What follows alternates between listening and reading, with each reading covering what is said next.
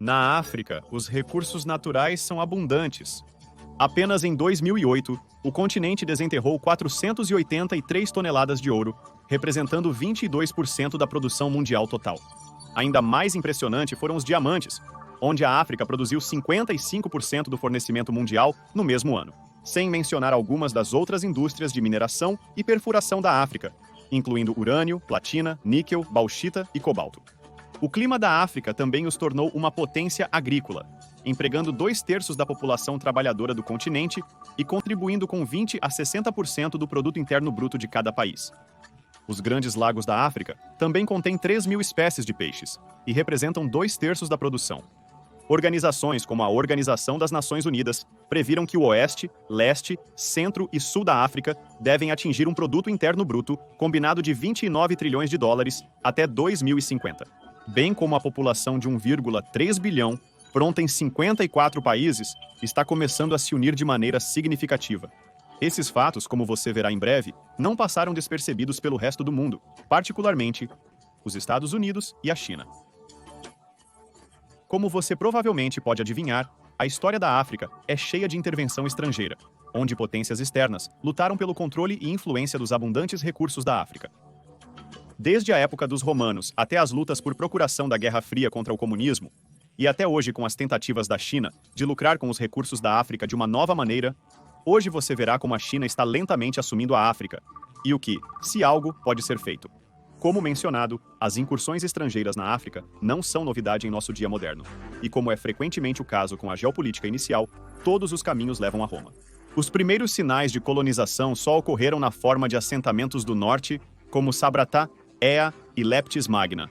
A maioria das contas históricas concorda que a África tinha uma rede de comércio sofisticada antes do envolvimento greco-romano, o que incentivou o Estado a evitar expedições custosas, pelo menos nos primeiros períodos de assentamento.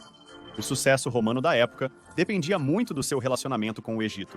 Após a morte de Cleópatra VII, nada impediu a criação de seu maior monopólio africano. O comércio com a África pelo Mar Vermelho decolou em 30 a.C., utilizando as redes ptolemaicas, estabelecidas pela conquista de Alexandre o Grande. Muitos comerciantes negociavam quase o ano todo, pois as condições climáticas para até mesmo pequenos navios eram ideais fora de uma pequena lacuna entre outubro e dezembro. Um dos primeiros centros comerciais notáveis foi um posto avançado núbio ao sul do Egito, chamado Ptolemaios Teron. Os gregos fizeram o trabalho duro de construir relações com as tribos locais, que após uma série de provações diplomáticas, começaram a abrir suas terras férteis para as potências vizinhas. O poder conhecido por controlar esta estação era conhecido como Aksum, localizado na moderna Etiópia, a apenas 547,2 quilômetros ao sul do posto de controle cobiçado. Durante o tempo de Augusto, Aksum serviu como a junção principal para o transporte de itens de luxo, como mão de obra, marfim, cascos de tartaruga e chifre de rinoceronte. Ao longo do século I d.C., esses materiais adornariam os móveis e paredes dos ricos, usados como um imponente símbolo de status durante reuniões importantes e festivais. Foi aqui que Roma estabeleceu outra fortaleza notável, a ilha Díderos, que rapidamente se mudou para Orim, uma vez que os saques tornaram a primeira muito cara para permanecer ativa. Na maior parte do envolvimento de Roma com a África, os negócios eram conduzidos dessa forma. Navegar era mais barato e rápido, permitindo que a travessia entre Teron e a capital de Aksum fosse concluída em apenas 5 dias. Embora os postos de controle costeiros compusessem a maioria da presença de Roma, isso não impediu o maior império do mundo de explorar o interior da África. Houve 5 grandes expedições entre 19 a.C. e 90 d.C., onde os melhores de Roma se sentiram compelidos a explorar mais territórios ao sul após pôr fim à interferência comercial dos povos de Garamantes. Embora muitos debatam o quão profundamente as legiões viajaram, moedas encontradas em regiões como o Senegal moderno sugerem que os generais chegaram ao coração da África.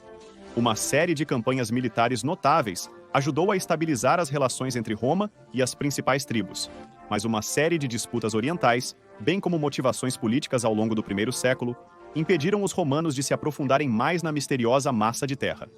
Por causa disso, o impacto de Roma na África provavelmente será sempre um assunto repleto de especulação, mas não há dúvida de que os tesouros extraídos da costa norte eram, sem exagero, dignos de morrer aos olhos do mundo em desenvolvimento. Como afirmado, os tentáculos da Grécia e de Roma só alcançaram até o norte da África. Então, quando potências estrangeiras iniciaram a incursão em terras africanas? Bem, na maior parte, tudo ao sul dos assentamentos mencionados permaneceu ameaçador e misterioso até o século XV, quando o Reino de Portugal deu os primeiros passos com a ajuda de Henrique, o navegador. Filho do rei Dom João I de Portugal, Henrique, ou Dom Henrique, é identificado como o principal iniciador da Era dos Descobrimentos, encontrando novas rotas comerciais no Atlântico, bem como pressionando para que os assentamentos fossem estabelecidos ao longo da costa oeste da África. Ele ficou fascinado pelas culturas que encontrou, tanto que o Estado o identificou como o santo padroeiro da exploração. Embora seu envolvimento tenha sido impactante, os séculos XVI e XVII seguintes revelaram muito pouco sobre o interior do continente, já que muitos acreditavam que essas aventuras eram muito caras em meio ao constante conflito na própria Europa. Isso, de forma alguma, impediu Portugal, bem como outras potências, de afirmar seu domínio sobre o que já havia sido descoberto. Afinal, o mercado de escravos estava funcionando plenamente nessa época. Eles se aliaram a senhores da guerra para desestabilizar reinos, formando eventualmente relações duradouras com pessoas como os militaristas Lunda, que se tornaram fornecedores-chave de trabalho forçado nos 1800. Não foi até o século XIX que as nações europeias se determinaram a reivindicar terras africanas. A massiva conquista ficaria conhecida como a Corrida pela África, onde 7 das maiores potências ocidentais iniciaram um novo imperialismo, aumentando o controle sobre a África em 90% entre 1870 e 1914. As nações da Grã-Bretanha, França, Alemanha, Bélgica, Espanha, Portugal e Itália praticamente dizimaram a rede de reinos em toda a África. Portugal, sem dúvida, lançou as bases para o envolvimento futuro, mas o mau gerenciamento de fundos resultou no reino ficando em segundo plano quando o verdadeiro crescimento colonial começou. A Grã-Bretanha assumiu o controle de quase 30% da população africana, uma enorme linha de colônias que superava em muito o comprimento original da presença romana, apenas inibida pelos alemães, que governavam mais de 9%, incluindo a colônia da Tanzânia. A França ficou em segundo lugar com 15%. A Nigéria tornou-se uma joia da coroa para o crescente Império Britânico, com 15 milhões de súditos agora servindo sob a União Jack. Tudo isso não é para dizer que os povos da África se renderam sem resistência. Longe disso. Um desses casos, e talvez o mais memorável, seriam as Batalhas de Zululândia.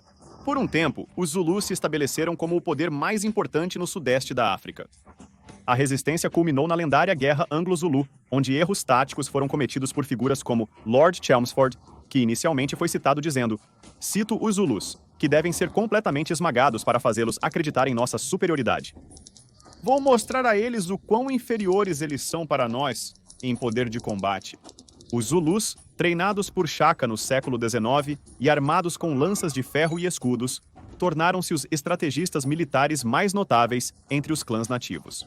A tática Chifres do Touro deles mostrou-se uma manobra devastadora para os vizinhos. Sob um eclipse solar, 25 mil guerreiros Zulus usariam essas táticas antigas para tirar 1.300 vidas britânicas.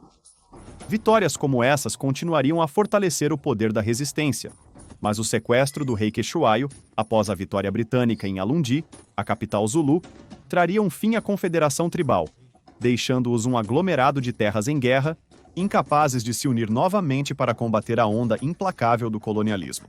O domínio colonial nunca se mostraria completamente estável, mas era estável o suficiente para que os colonos brancos chamassem partes da África de lar geracional.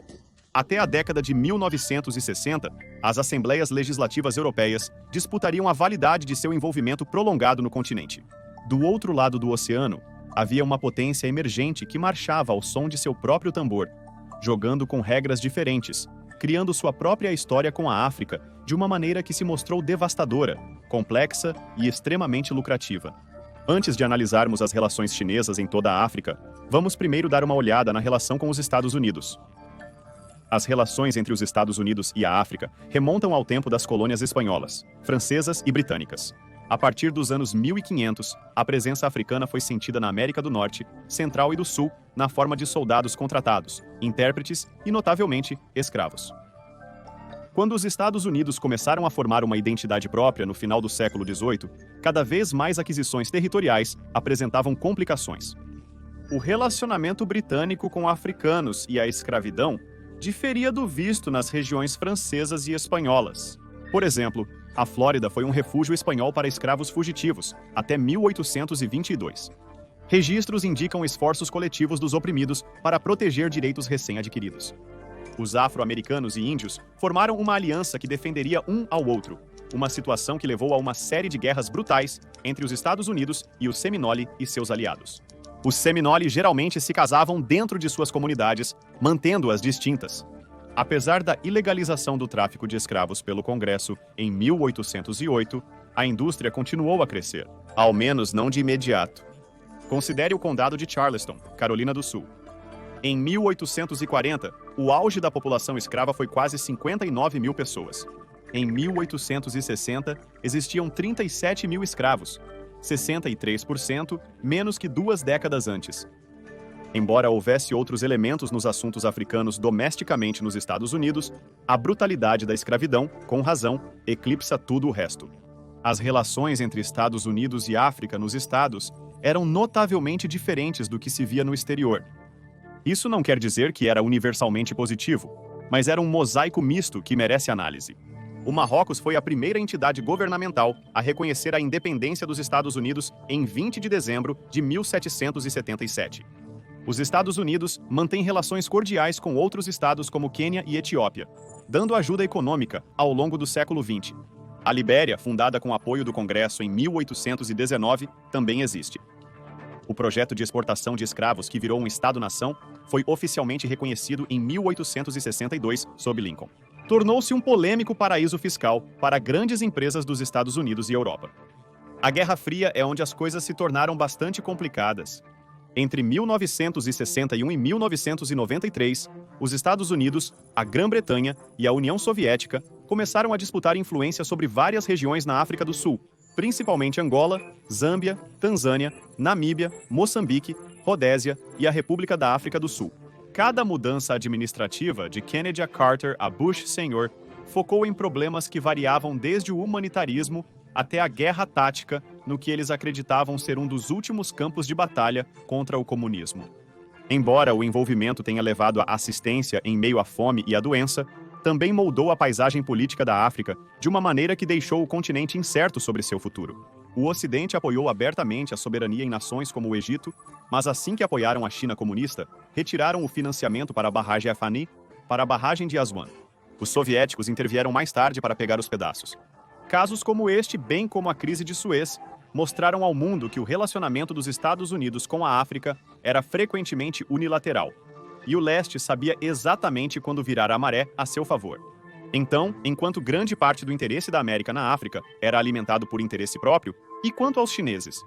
Bem, muito como os romanos, durante a maior parte da história registrada, o único ponto de interação sino-africano ou chinês-africano estava bem ao norte, principalmente no Egito.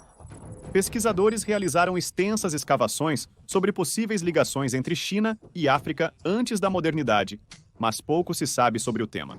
A única conexão verificável que as duas regiões tinham uma com a outra é através da troca de várias mercadorias que datam de tão longe quanto 202 a.C. e 220 d.C. Mercadorias que encontraram seu caminho pelo leste através da Rota da Seda. Moedas datadas da dinastia Song foram descobertas por arqueólogos em Mogadíscio, Kilwa e Tanzânia, bem como descobertas de girafas, zebras e incenso, exportados como um luxo inédito para os Ming. Contudo, é provável que essas descobertas foram resultado de comerciantes do Oriente Médio servindo como intermediários entre reinos distantes, que frequentemente viam comunicações diretas como violação de segurança das fronteiras. Disse que no século XIV, o viajante e estudioso marroquino Ibn Battuta fez uma longa jornada para a África e Ásia. Ele chegou à China em abril de 1345, após uma estadia na Índia, antes de servir como enviado do sultão Muhammad Tughlaq, da dinastia Tughlaq indiana para a China. Seu relato da visita é o seguinte: a China é o país mais seguro e melhor regulamentado para um viajante. Um homem pode embarcar sozinho em uma jornada de 9 meses, levando consigo uma grande soma de dinheiro, sem qualquer medo. Até monges pobres e mendigos usam seda para vestuário. Suas porcelanas são as mais finas de todas as marcas de cerâmica, e suas galinhas são maiores do que gansos em nosso país. Toda essa interferência se dissiparia no rescaldo da Guerra Fria. No fim dos anos 1950, a China firmou acordos comerciais bilaterais com Argélia, Egito e Sudão. O primeiro-ministro chinês Zhou Enlai visitou 10 países africanos entre dezembro de 1963 e janeiro de 1964. A China começou a cultivar laços e oferecer apoio econômico, técnico e militar a países africanos e movimentos de libertação, em um esforço para incentivar guerras de libertação nacional e revolução como parte de uma frente unida internacional contra ambas as superpotências. A falta de história entre a China e a África, contradizendo o modelo típico para relações diplomáticas, serviu como uma força nas décadas seguintes. Na verdade, na década de 1970, houve casos em que a China ajudou na expulsão de conselheiros militares soviéticos do Egito e do Sudão com armas e suprimentos. De muitas maneiras, a China era uma forasteira durante a Guerra Fria, observando os soviéticos e os Estados Unidos lutarem por fortalezas e comércio. À medida que se familiarizavam melhor com o funcionamento interno da África, eles escolheram uma abordagem diplomática que, pelo menos nos últimos anos, provou ser muito mais eficaz. A interação da China com os países africanos é amplamente influenciada por suas complexas relações com os Estados Unidos. Desde o Tratado de Wancha em 1845, houve uma união capitalista, embora à força, entre as duas nações. No início, havia sinais de uma união fortalecida, como o esforço conjunto para reprimir a rebelião dos Boxers anti-imperialista. Contudo, após a ascensão da República Popular da China ao poder em 1949 e o exílio do governo nacionalista aliado para Taiwan, a situação se manteve incerta até a visita de Nixon em 1972. Desde então, a China e os Estados Unidos têm agido como competidores educados, mas distantes, compartilhando interesses no âmbito do comércio direto, como a manufatura, mas sempre tentando assumir a liderança ao investir em projetos no exterior. Reuniões como o recente encontro entre o presidente Biden e Xi exemplificam as demonstrações mornas e muitas vezes desonestas de afeto que os dois fazem um com o outro para evitar um conflito custoso entre as duas partes. Como podemos ver agora, isso se manifestou recentemente na forma de uma guerra fria financeira na África. E a China parece ter encontrado uma receita diferente para dar aos estados uma corrida pelo seu dinheiro. Como afirmado sobre a relação sino-africana, existem fatores-chave que separam os Estados Unidos e a China diplomaticamente. Onde os Estados Unidos frequentemente adotaram o modo de pensar britânico, a China abriu relações com a África de um ângulo diferente de forma preventiva. Originalmente, a China realmente se aproximou dos movimentos de libertação e contra o apartheid, seguindo a divisão sino-soviética com apoio à independência africana e projetos de infraestrutura. Parecia que onde quer que os soviéticos falhassem em cumprir sua parte do acordo, a China interviria e entregaria. Um exemplo disso seria quando a Rússia mudou o apoio da Somália para a Etiópia. O presidente somaliano Siad Barre estava furioso, e a China rapidamente interveio para apoiar o Estado com ajuda militar simbólica. Enquanto os Estados Unidos e os soviéticos muitas vezes evitavam as complexidades geopolíticas da África, a China contribuiu, ao menos parcialmente, na busca por soluções. Na verdade, em 2016, uma declaração de apreciação foi assinada entre 10 nações africanas separadas no Fórum de Cooperação China-Árabes, agradecendo à República Popular da China por seus esforços para resolver disputas marítimas e territoriais. Não apenas essa abordagem prática provou ser mais eficaz, mas alguns países africanos expressaram sua gratidão de maneiras que chocaram o mundo ocidental. Mesmo em 1971, as nações africanas apoiaram a entrada da China nas Nações Unidas, e alguns analistas argumentam que esse apoio foi fundamental para esse sucesso. Quando se trata de Taiwan, países como Zimbábue, Sudão, Nigéria e outros enfatizaram a importância da política de uma China. Em cada junção, a contribuição da China parece ser retribuída de todas as maneiras possíveis. Os protestos em Hong Kong em 2019 e 2020 tiveram uma reação semelhante, levando Uganda, Tanzânia e Namíbia a expressarem seu apoio à absorção da província. Com tudo isso em mente, alguns podem chegar a acreditar que a China está agindo de maneira heróica, mas um segundo olhar mostra que todas essas motivações são quase estritamente financeiras. Isso não quer dizer que isso seja necessariamente errado, mas há uma série de potências ao redor do mundo que questionam a natureza ética da diplomacia chinesa. Ainda assim, as críticas não parecem inibir significativamente a crescente influência chinesa. Como uma potência de fabricação, representando quase 30% da produção global, os recursos inesgotáveis encontrados em muitos países africanos criam uma relação simbiótica quase perfeita. Isso fica claro ao olhar para alguns dos recentes acordos que ocorrem na África subsaariana. Um projeto de 126 milhões de dólares com a Huawei para a tecnologia de vigilância de cidade inteligente foi assinado pelo presidente de Uganda. A influência na Etiópia também cresce, com cerca de 400 projetos de investimento avaliados em mais de 4 bilhões de dólares. A partir desses acordos, a China construiu 70% das estradas, além de ter construído a altamente elogiada ferrovia de Addis Ababa. A construção de ferrovias também ocorreu no Quênia, com a ferrovia padrão Nairobi-Mombasa sendo um projeto de 4,7 bilhões de dólares, com planos para acesso ao porto e cidades industriais a serem implantadas em cidades-chave. Além de projetos de infraestrutura sem precedentes, os chineses também se mobilizaram para proteger esses ativos compartilhados. Em 2017, a China construiu sua primeira base militar no exterior em Djibouti, o que causou muita controvérsia devido aos seus lasers potentes que feriram aviadores militares americanos vizinhos que compartilhavam o espaço.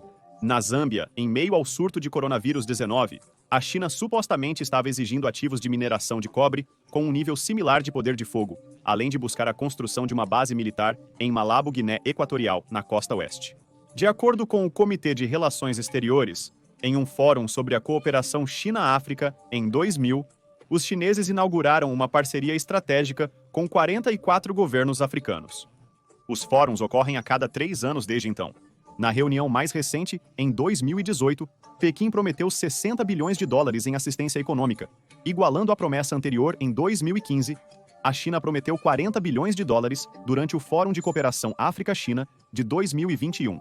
Embora alguns comitês tenham reduzido em relação aos anos anteriores, a China prometeu apoio adicional para combater o coronavírus 19 e anunciou uma meta de aumentar suas importações da África para um total de 300 bilhões de dólares nos próximos 3 anos.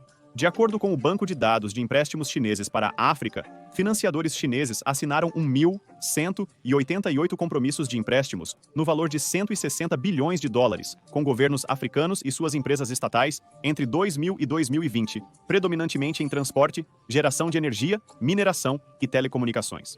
Os principais países receptores de empréstimos nos últimos 20 anos incluíram Angola, Zâmbia, Etiópia, Quênia, Nigéria e Camarões. E, mais recentemente, os maiores receptores incluíram Gana, África do Sul e Costa do Marfim. É aqui que entra a discussão sobre a ética deste envolvimento. Para muitos, a China parece estar agindo mais como um agiota agressivo nos últimos anos, reivindicando muitos dos recursos naturais mencionados que tornam a África tão valiosa como garantia para dívidas não pagas. Para colocar isso em perspectiva, a Etiópia está à beira de se tornar essencialmente um estado vassalo chinês, com sua relação de dívida governamental representando cerca de 60% de todo o seu produto interno bruto. Isso levanta a questão: a China está em falta por superar os concorrentes com empréstimos de juros mais baixos? Ou é a corrupção na política africana que coincidentemente prendeu países em potencial servidão total a potências estrangeiras? Na verdade, muitos historiadores podem estar enganados quando marcam o final do século XX como a era da descolonização. Se aprendemos algo com essas descobertas, é que as interações entre Estados Unidos, Grã-Bretanha e África, em contraste com a China, não diferem tanto. Quando o Ocidente liderou projetos de desenvolvimento na África, dominar governos era a principal conduta. Não é que os empréstimos não faziam parte da equação, mas os esforços realizados entre os anos 60 e 90 estavam orientados em torno da expulsão do comunismo e da instalação da filosofia democrática. Neste novo clima, a China não tem um forte desejo, pelo menos aparentemente, de controlar a governança no continente. Ao invés, o propósito final parece ser puramente econômico. Em troca de pontes, você nos dá sua pedreira. Em troca de ferrovias, você nos dá mão de obra. E assim por diante. Não é absurdo argumentar que a colonização nunca deixou o continente africano. Muito pelo contrário. É mais sobre como o domínio colonial se manifestou.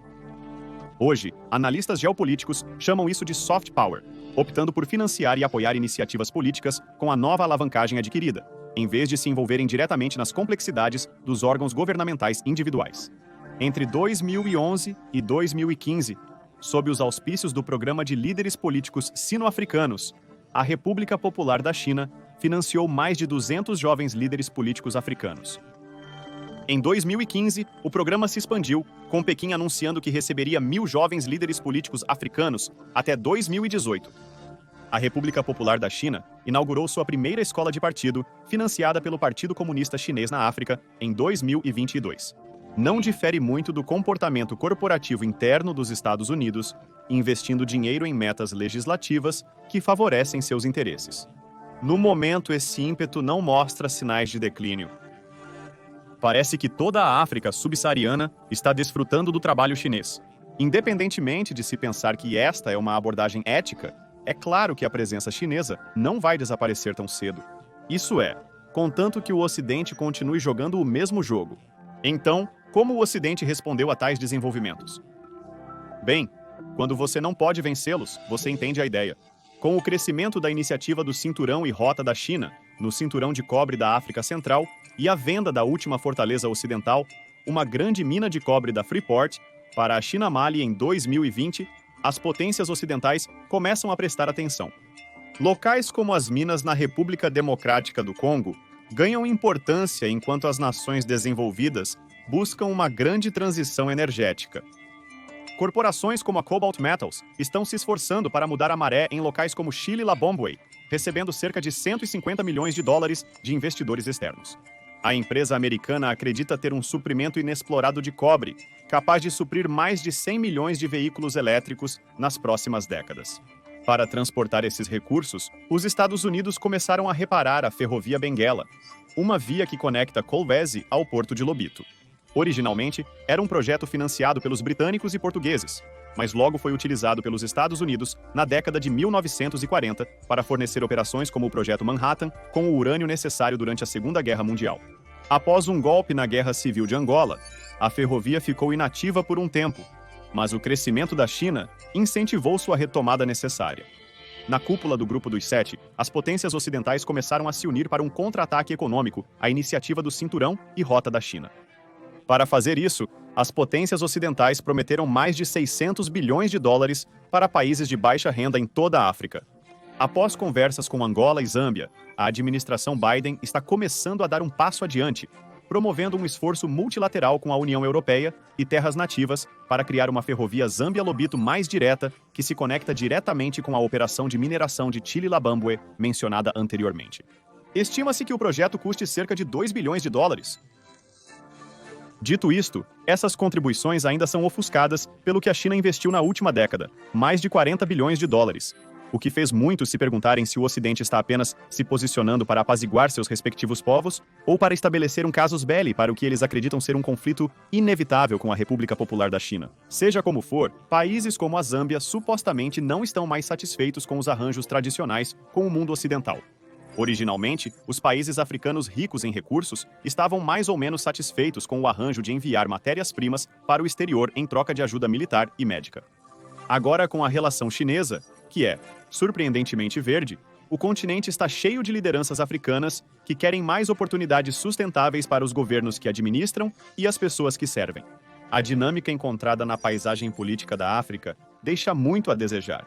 Mas parece que muitos estão começando a perceber que infraestrutura e instalações de fabricação em seu próprio território lhes darão a capacidade de se sustentar. Todos os territórios mencionados nesta massa de terra, de 11,73 milhões de milhas quadradas, começaram a entender que um leilão sinistro está acontecendo. A China está a caminho de potencialmente assumir o controle da maior parte do continente. Mas a África, pela primeira vez desde que pisou no palco mundial, está começando a determinar pelo menos parcialmente seu próprio destino. Talvez no próximo século, a questão predominante se torne irrelevante e todos nós estaremos olhando para um campo de jogo muito mais equilibrado.